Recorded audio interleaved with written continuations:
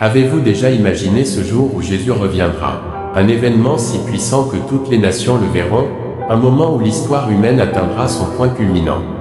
Aujourd'hui, nous allons explorer Matthieu 24 verset 30, un verset prophétique qui nous révèle la gloire et la souveraineté de Jésus-Christ à son retour.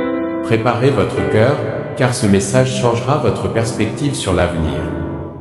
1. Le signe du Fils de l'homme, la manifestation divine. Alors le signe du Fils de l'homme paraîtra dans le ciel. Quel est ce signe? Certains pensent à une croix lumineuse, d'autres à une trompette divine. 1 Thessaloniciens 4 verset 7. Jésus lui-même sera la révélation ultime. Apocalypse 1 verset 7. Pourquoi un signe? Dieu avertit toujours avant d'agir. Amos 3 verset 7.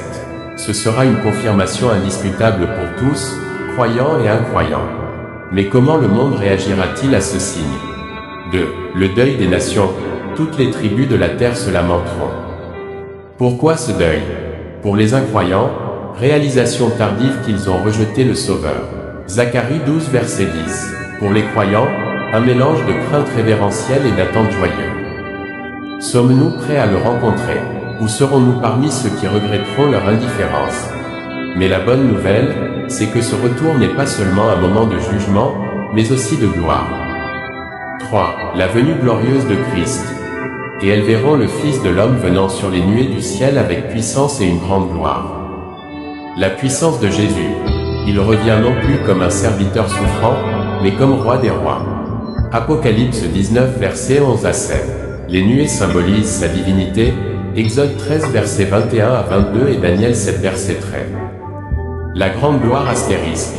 La fin du mal, de la souffrance, et l'établissement de son règne éternel. Imaginez un soleil levant après la nuit la plus sombre. Sa gloire éclipsera toute obscurité. Frères et sœurs, ce verset n'est pas seulement une prophétie, c'est un avertissement et une promesse. Jésus revient. Êtes-vous prêts? Si vous ne le connaissez pas, aujourd'hui est le jour du salut. 2 Corinthiens 6 verset 2. Si vous êtes croyant, vivez dans la sainteté, annoncez son retour. Matthieu 24 verset 14.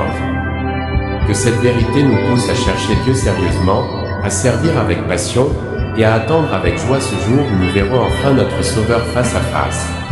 Amen.